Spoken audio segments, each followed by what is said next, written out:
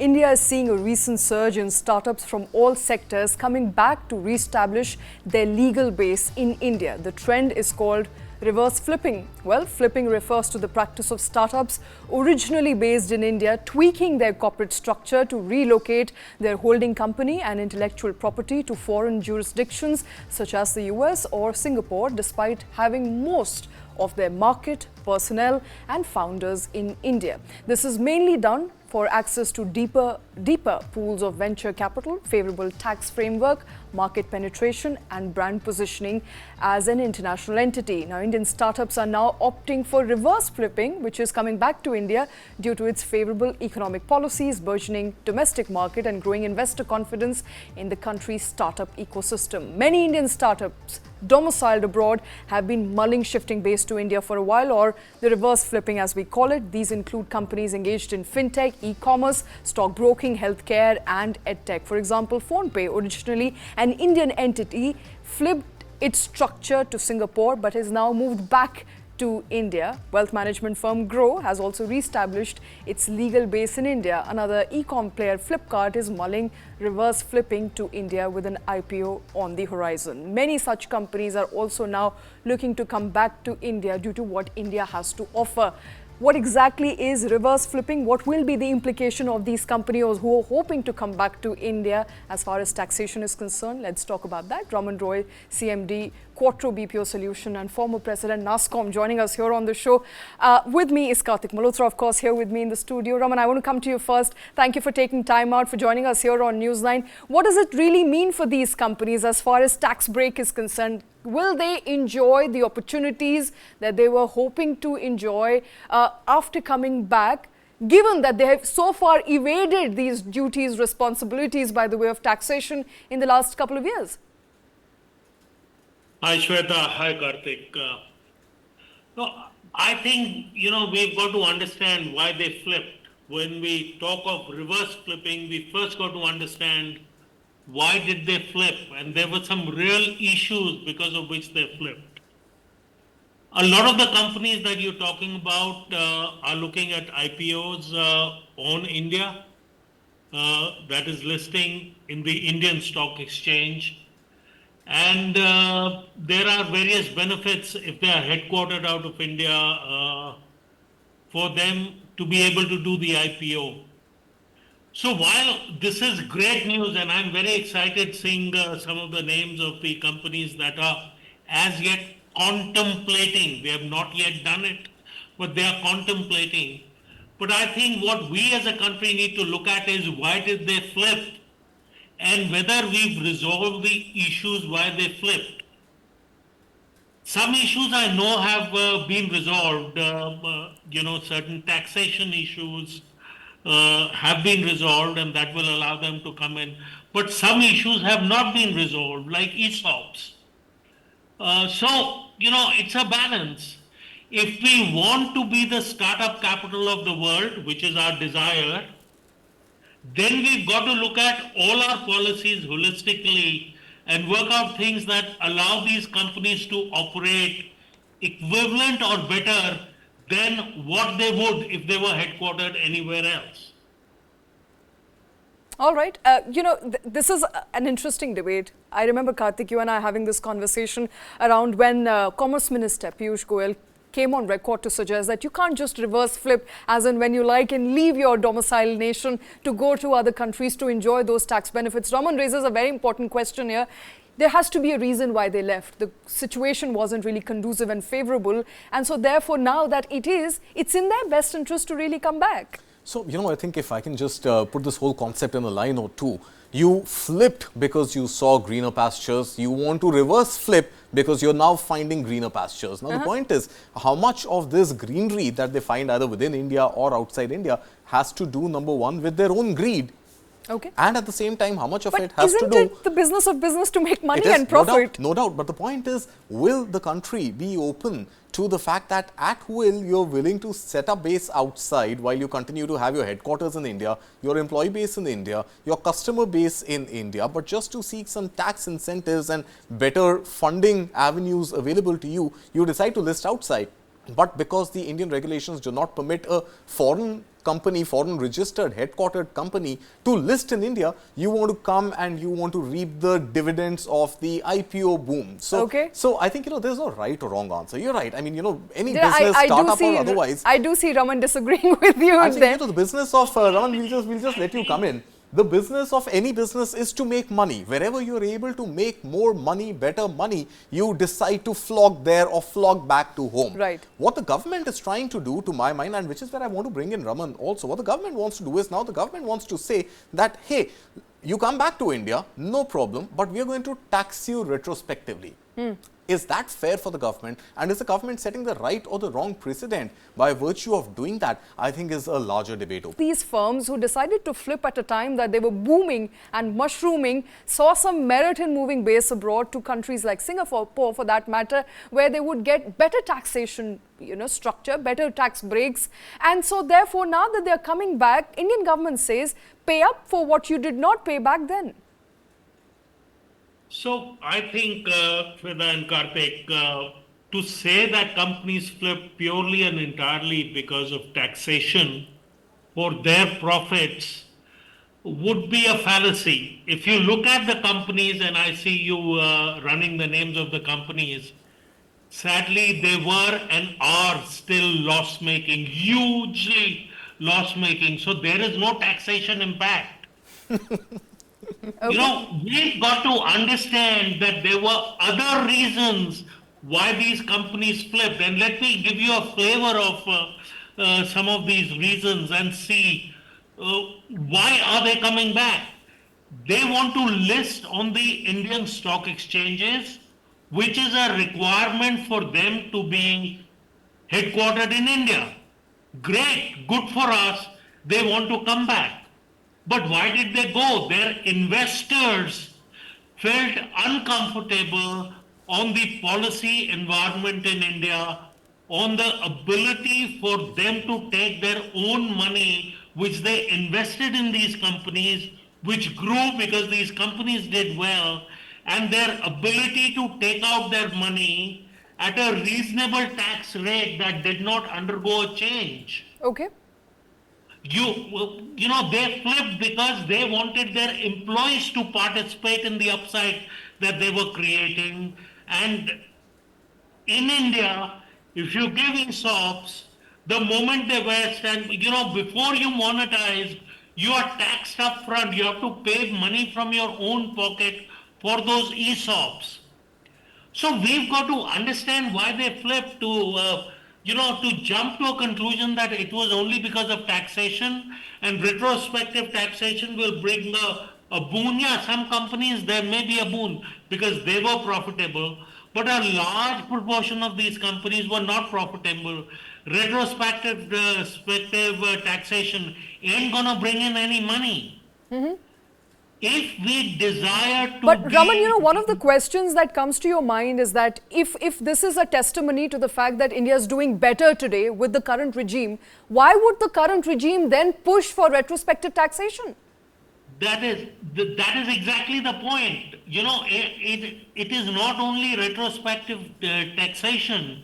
It is to sit with these companies. The big four today, without exception, all the big four today have a practice that is independently running of helping companies flip their headquarters overseas. And these guys are making huge amount of money doing that. I sit on the board of some companies that are evaluating flipping. I'm a shareholder in some companies that have flipped and that are evaluating flipping, and some companies that decided against flipping. There are multiple reasons why they flip. We've got to take a view to see where does it pain to be an Indian headquartered company and what can we do to take away that pain for the companies, for the startups to flourish. It is not about the dozen, 2 dozen that will flick back.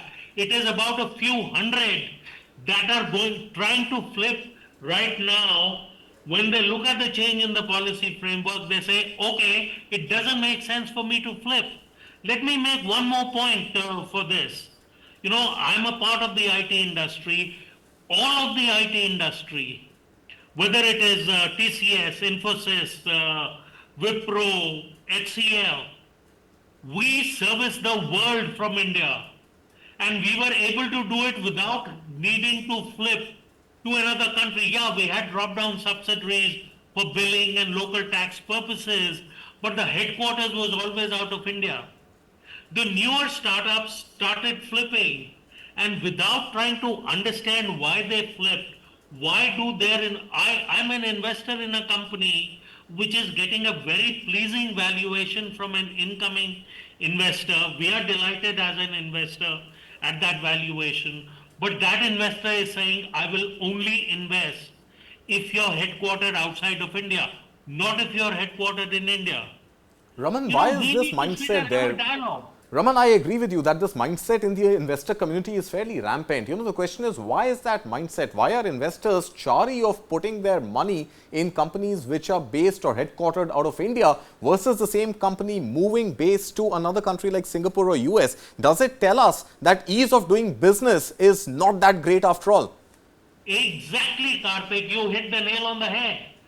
Because we are too busy congratulating ourselves on the ease of doing business. And these are the signs that we should watch out for and talk to investors to say what is the issue. And when the investor comes back and says, you know, if I don't have a pen, I cannot take out money. If I have a pen, the TDS is so much. But when I go for the refund of TDS, you know, here are 10 companies that took 4 years to get the refund of TDS. Then we look at it and say, oh, okay, I got it. That is the disease. Let me fix the disease.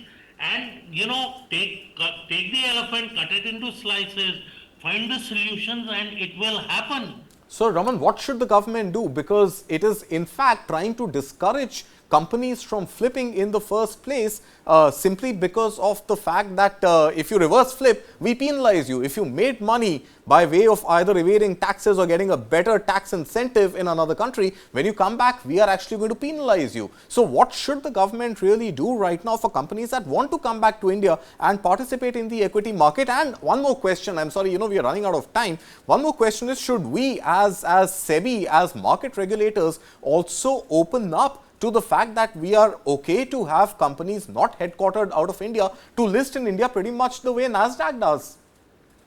Your second question is a separate question to see, you know, which way SEBI looks at it. The present rule is that they have to be headquartered in India, and that is, so be it. I mean, there are much larger implications than a set of startups for those decisions to be taken.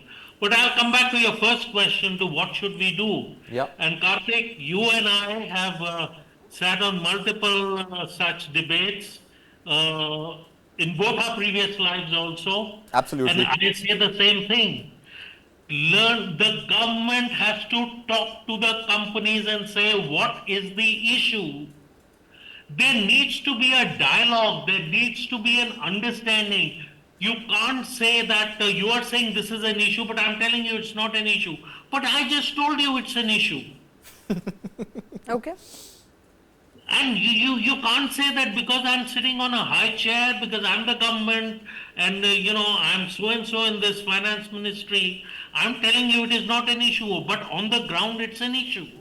So we need a dialogue. We need to understand. We need to see what are the investors' issues. There are very large investors that run multi-billion-dollar funds that do not invest in companies that are headquartered out of India. Let's get 5 of them into a room and say, guys, why don't you invest? What change in regulations do you need for us to invest?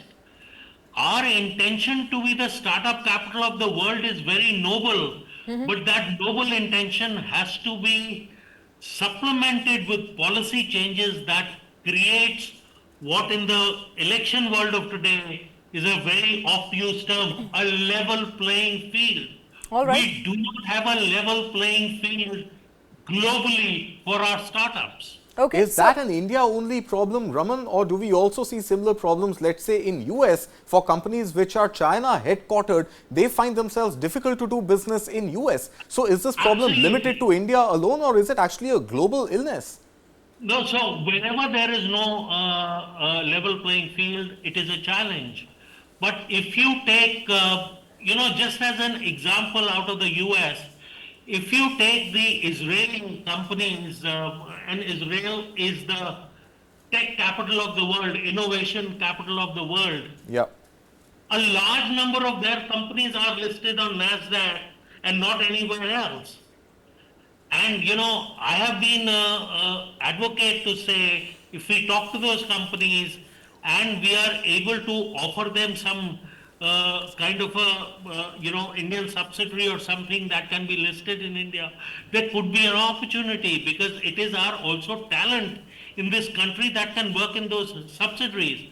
So the point I'm making is it is a much larger issue than saying it's retrospective tax, because retrospective tax ain't gonna bring in much, it's gonna Right. bring in peanuts. Okay, so essentially, Raman, if we were to understand you, you're saying go the discussion route as opposed to going the penalty route, because it's not going to bring any profits to either the government or is not going to, maybe at the most it'll do is harm the companies who are looking to in fact reverse flip at this point. In your experience, sir, before I let you go, we've run out of time, in many years of company flipping to other countries and now the trend of reverse flipping, do you see policy continuity, some cogent action by the government on ground to bring back some of these interests into India, that these companies are now looking at coming back to India perhaps temporarily, and many companies are also looking to stay in India as opposed to moving out? Yeah, absolutely. I think the policy framework needs to be looked at. Peter Drucker said there's no point doing well something that should not be done at all. We as in our policy framework specialize in doing things all wrong. And then we stand up and say, look how well we do this. But you don't need to do that. I mean, just my employees, I have a large number of employees that are covered by the ESOP plan. When they have to pay tax till they have monetized, they are in deep pain. They ask for company to give them loans so that they can pay tax. It is so unfair. How can you tax somebody for something that they've not even earned? And the same happens to founders. How the founders are treated by us, how their taxation is done. So Kartik, I would say it is not the taxation of the company, but the taxation of employees and founders. Right. That is a big role that it plays in the flipping. Absolutely. All right, Raman Roy, thank you very much, sir. Pleasure listening to you here on Newsline. Hope to get you back very soon.